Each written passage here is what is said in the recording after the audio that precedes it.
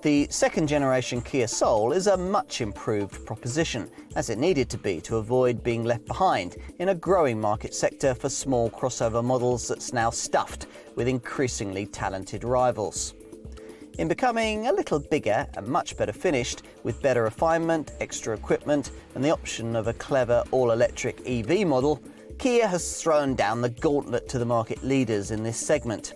Here's yet another way towards a trendier take on Super Mini motoring.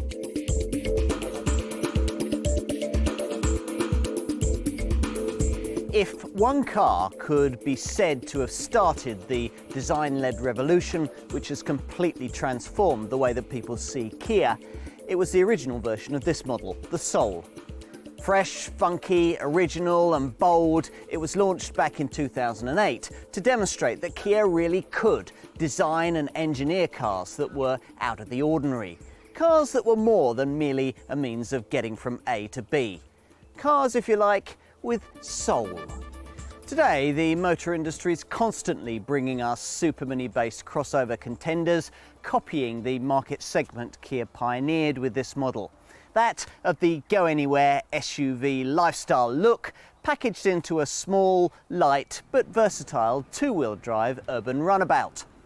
The company's Californian design studio created the concept to appeal to US college students, and the brand hoped the same approach would open up a younger demographic here in Europe too. It didn't. As it turned out, the majority of buyers of the first generation model were more likely to be collecting pensions than college degrees. A rethink was needed then, and it brought us this much improved second generation version in the spring of 2014. Kia knew this Mark II design would face much tougher competition than its predecessor, so would need more universal appeal. But at the same time, the company was reluctant to lose the Marmite love it or hate it feel that with the original model did so much to change the way people thought about the brand.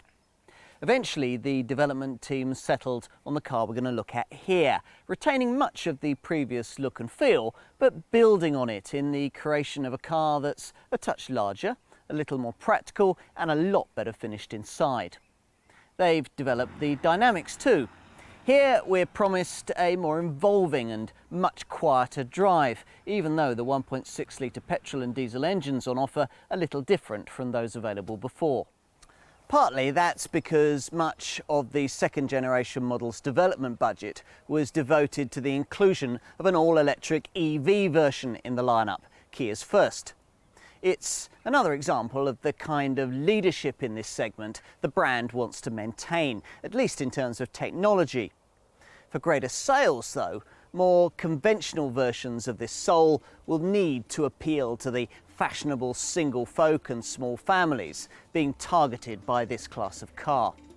So, will these people take to it? Let's find out.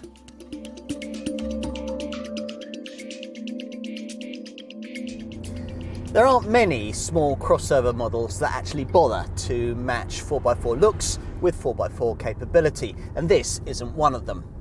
So despite the SUV overtones that Kia hopes you'll see in this car's upright stance, commanding driving position and higher than average ride height, it'll be no more use in the next snowy snap than the Fiesta-style Super Mini you might currently be driving.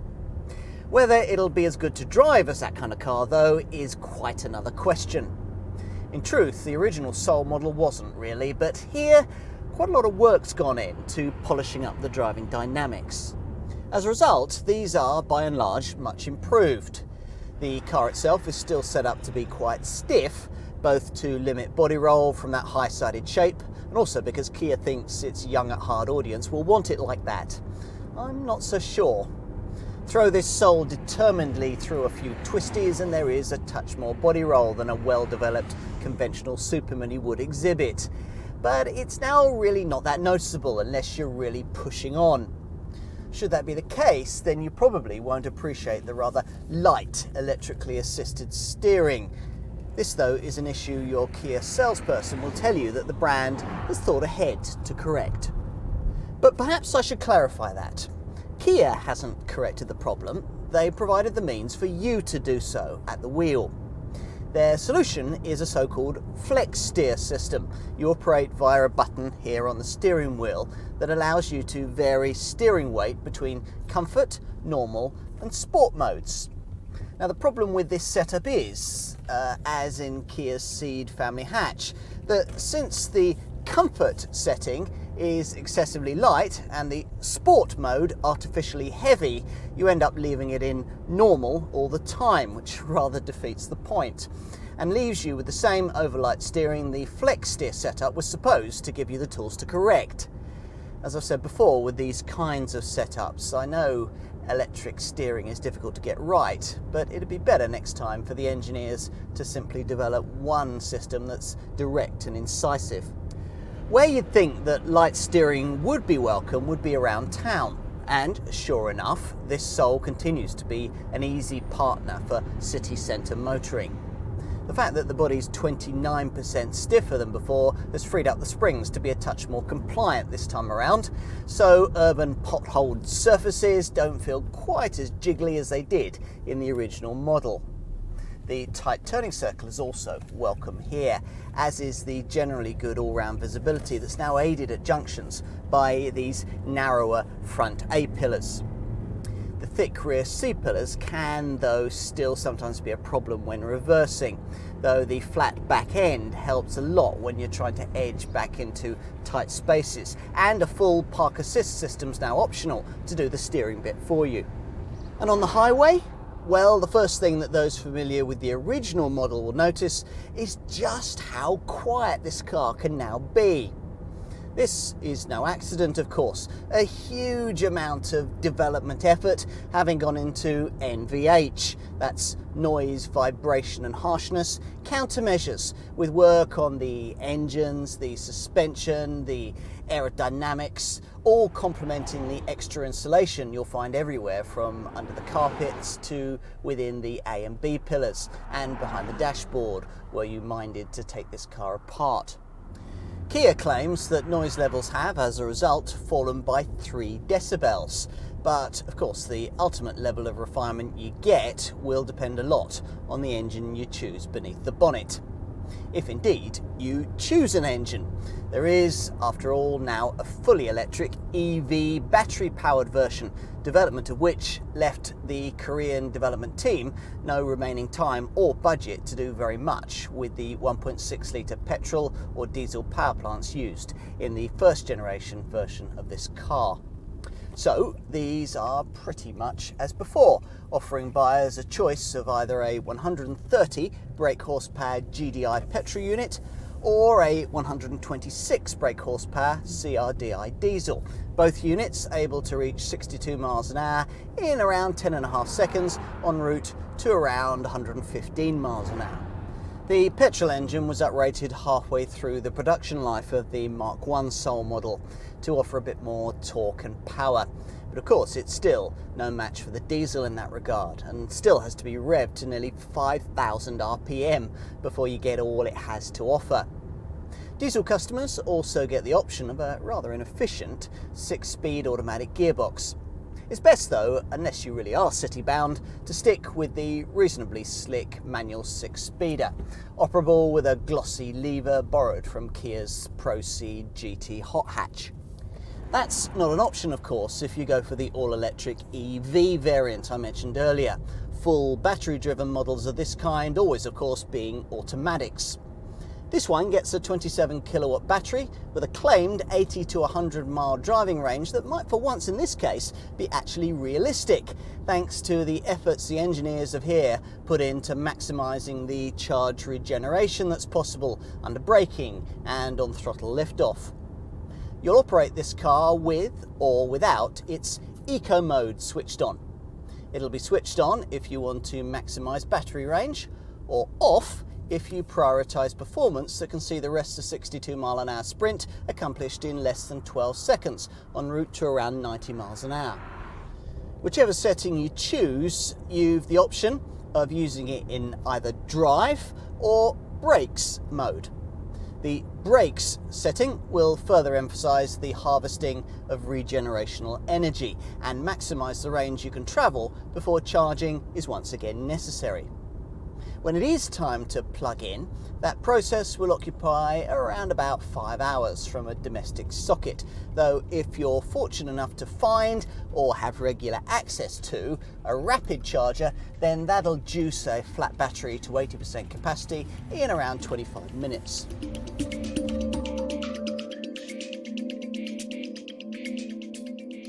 Looks can be deceptive. If you're at all familiar with the first generation version of this car, then a casual glance at this Mark II model might initially leave you thinking that very little had changed. After all, as before, there's a tall, almost military-style square-cut stance with a high bonnet, a vertical rear hatch and bulging wheel arches. And as before, the whole thing has been simmered in Kia's US Californian design studio to give it a bit of Surf Shack attitude. Peer a little closer though, and you'll find that much is different. Attitude, in fact, is now the right word to use in relation to this car. The rather apologetic funkiness of the original version is here replaced with a sportier, tougher, more confident look that's 20mm longer, 15mm wider and 10mm lower. The soul has come of age. In fact, it's grown up in more ways than one. The earliest versions of this Kia were based on the brand's Rio Super Mini. This car, in contrast, sits on the underpinnings of the company's larger Ceed Focus-sized family hatch.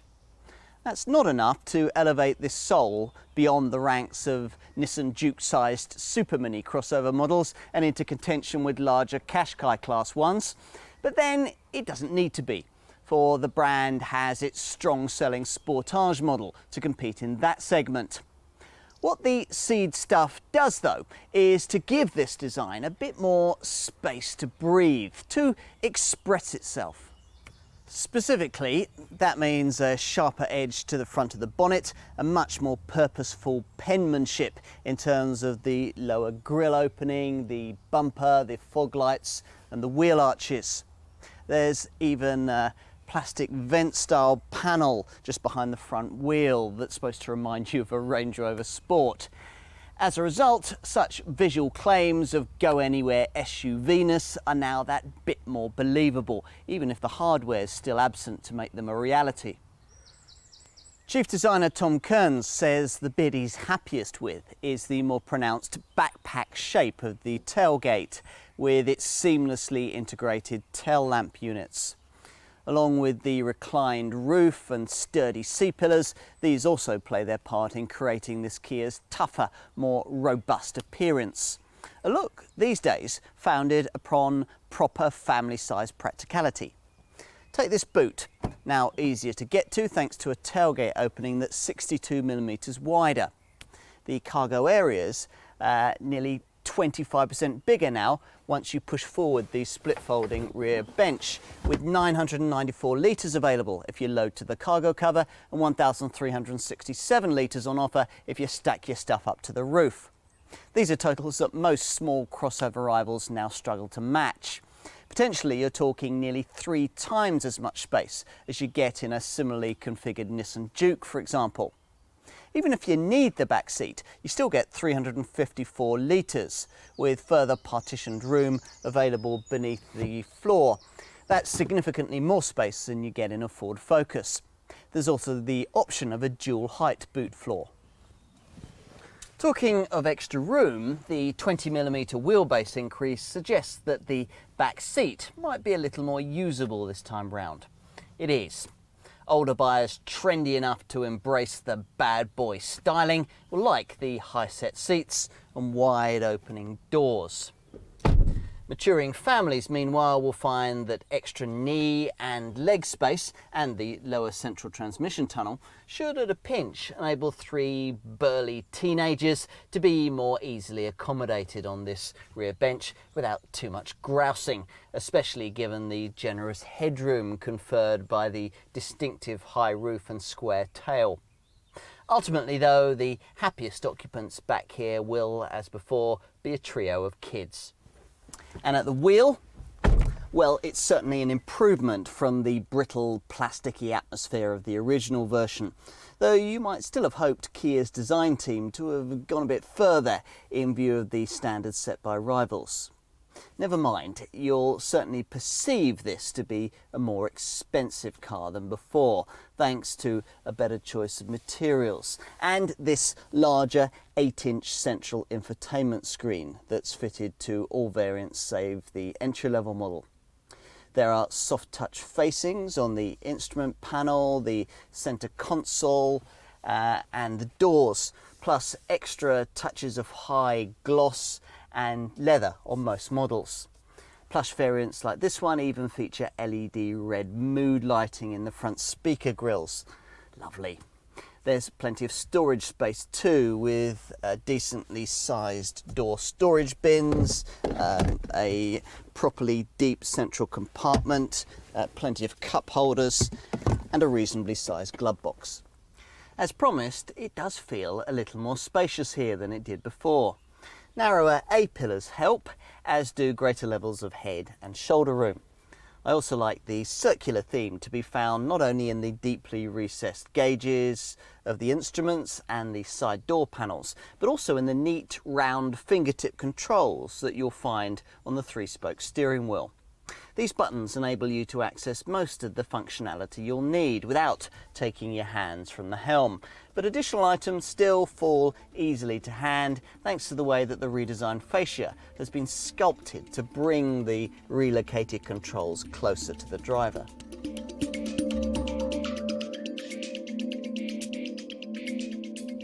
List prices suggest that you'll typically pay somewhere from just under £13,000 to just over £21,000 for this car, but you'll need to put that into perspective. After all, unusually for a Super Mini based crossover, the engines are quite large, with nothing less than 1.6 litres in size, so make sure you take that into account when comparing the Soul to apparently cheaper rivals. There's a price-leading petrol-powered Start variant at the foot of the range, but that's really just there to offer up an eye-catching entry-level price. The lineup really begins in earnest at Connect level, which is the first point at which you've the option to pay the £1,600 premium over the petrol variant and get yourself the preferable CRDI diesel engine that around 70% of Soul customers choose. Diesel buyers alone also have the £1,500 option of a 6-speed automatic gearbox. On to the value proposition all that represents. As usual, for proper comparisons, you'll need to be comparing apples with apples by looking at Super Mini rather than family hatchback-based crossover models. In other words, if it makes more sense, cars in the Nissan Juke segment rather than the Nissan Qashqai class. Do that and it quickly becomes clear that yes, Kia can still do strong value. A good example of this is the entry-level petrol-powered Start trimmed version, which at under £13,000 looks like a lot of car for the money. All the small petrol-powered crossover rivals priced within touching distance of this variant, say a decently spec'd Dacia Duster 1.6 for a little less, a Renault Captur 0.9 TCE for the same kind of money, or a Peugeot 2008 crossover 1.2 VTI for a little more. All of those require you to pay a chunk more for the air conditioning that most buyers want these days. A basic 1.6 litre Nissan Juke gets a properly cooled cabin as standard, but that's a smaller, less flexible car that'll cost you around £1,000 more. The bulk of potential Soul buyers in this country, though, will be looking beyond the entry-level point, probably at the mainstream Connect trimmed models that around 65% of them choose. That's what I've got here. If petrol-powered, these will be priced in the £15,000 to £16,000 bracket. If diesel-powered, like this one, then you'd be looking in the £16,500 to £17,500 bracket. Now, for that kind of money, there are of course quite a number of other small crossover options, say Ford's EcoSport or a turbocharged Nissan Juke. Given that both are less practical than this Kia, you might be more tempted to spend the same kind of cash on a rival like a 1.6 litre Peugeot 2008 crossover, or maybe even on base versions of compact crossovers sized closer to the bigger Qashqai-sized crossover class, cars like Suzuki's SX4 S-Cross and Mitsubishi's ASX. Interestingly though, none of the competitors I've just mentioned can rival this Kia's seats down luggage capacity or beat its standard equipment tally and comprehensive warranty. Other compact crossover models that try and straddle the gap between something Juke shaped and something Qashqai sized will all in rough terms cost you £2,000 to £3,000 more once you start comparing like for like engines and spec against this Soul. Here I'm talking of cars like Vauxhall's Mokka, Skoda's Yeti, Mini's Countryman and Jeep's Renegade. So let's assume you've been through the comparison process and decided upon this Kia. What can you expect to find fitted for your money? Well, whichever of the two 1.6 litre engines you opt for, 130 brake horsepower GDI petrol or 126 brake horsepower CRDI diesel, you should find a decent level of standard equipment, including daytime running lights, air conditioning, Kia's flex steer system to alter the weight of steering response, a trip computer, all-round electric windows and powered mirrors, remote central locking and hill start assist control to keep you from drifting backwards on uphill junctions. Happily, unlike many new cars these days, there's a space saver spare wheel as opposed to one of those fiddly puncture repair kits. And you also get a decent quality 6-speaker audio system with DAB radio plus audio controls on the steering wheel, albeit with the irritation that a conventional CD player isn't included. Kia thinks that as USB and AUX imports are provided, such a thing will no longer be needed. Well, call me a Luddite, but I think that's an oversight. Am I really the only one who still listens to compact discs? There still seem to be plenty in the stores the last time I looked. Most customers will be considering this car at mid-range Connect level, which is what you'll need to get the extra items most will want. Things like the proper colour TFT infotainment screen for the cabin, 17-inch alloy wheels and Bluetooth for your phone. At this level you also get front fog lights, cruise control with a speed limiter and a reverse parking camera. Further up the range, there are niceties like an Infinity premium sound system with an external amp and subwoofer, 8-inch touchscreen satellite navigation with European mapping, auto headlamps and front speaker mood lights. As for customization options, well, it's a bit disappointing to find that there aren't as many of these available here as Kia offers in other markets, but as before, you can optionally specify different roof colours and wheel choices to make your car stand out. Whichever Soul model you choose, safety-wise there are 6 airbags, anti-whiplash head restraints, Isofix child seat mountings and the usual electronic assistance for braking, traction and stability control. To hopefully ensure that none of this will be needed, there's the usual electronic assistance. You get tyre pressure monitoring plus an ABS braking system featuring EBD electronic brake force distribution to make it more effective, plus a BAS brake assist feature to help an emergency stop sabotage to following motorists by automatically activating ESS emergency stop signalling. There's also Kia's VSM Vehicle Stability Management System, which can stabilise the car if one side of it has more traction than the other, say if there's ice, standing water or wet leaves at the side of the road. Options include a park assist system that can help with both parallel and perpendicular parking. Plus there's a high beam assist setup that can dip your lights for you in the face of oncoming traffic at night, and a lane departure warning system to stop dozy drivers from veering out of their lanes on the highway.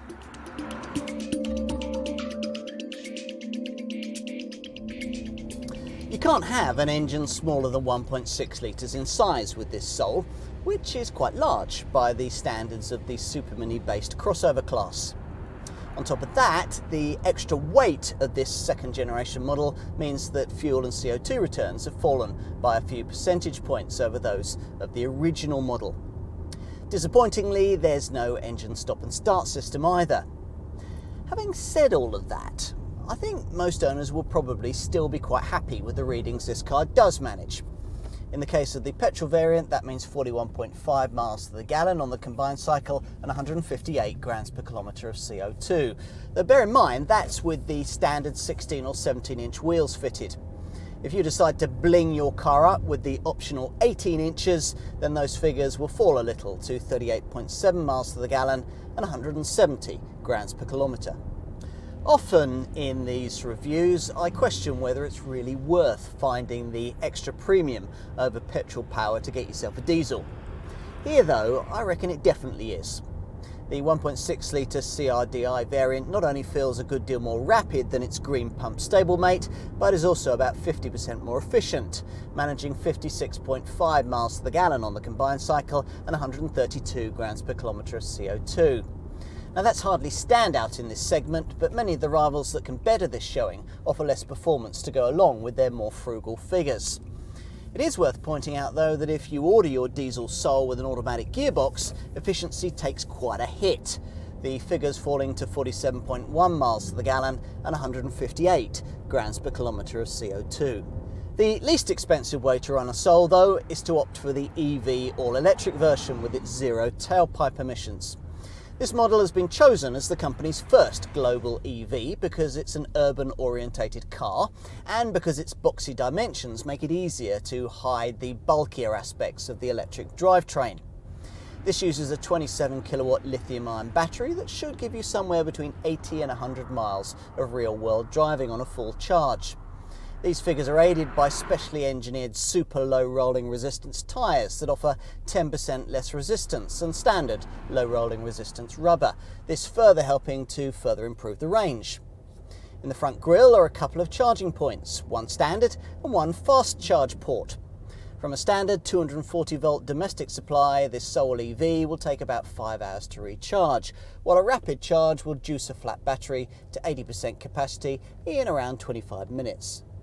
But nearly all potential Soul buyers will be looking at the more affordable petrol and diesel versions. With these, insurance groupings range between groups 9 and 11. And maintenance for the GDI and CR-Di variants? Well, it should be affordable thanks to Kia's optional Care 3 and Care 3 Plus packages that cover you for inflation-proof programs. As for service intervals, well, the previously unremarkable 12,500 mile or 12-month interval for the diesel has been extended to a much more acceptable 20,000 mile or 12-month span. But petrol variants still have to visit the garage every 10,000 miles. And residuals? Well, they're certainly helped by the way that this car's class-leading 7-year, 100,000 mile warranty, with unlimited mileage in years 1 to 3, is transferable onto subsequent owners and suggests that you should get around 35% of your purchase price back after a typical 3-year or 36,000 mile ownership term. Get your spec choice right and you might even do a bit better than that. Go too far with the lifestyle bling though and buyers will tend to stay away. There's also a 5-year paint warranty, a 12-year anti-perforation warranty and a year of Europe-wide roadside assistance included.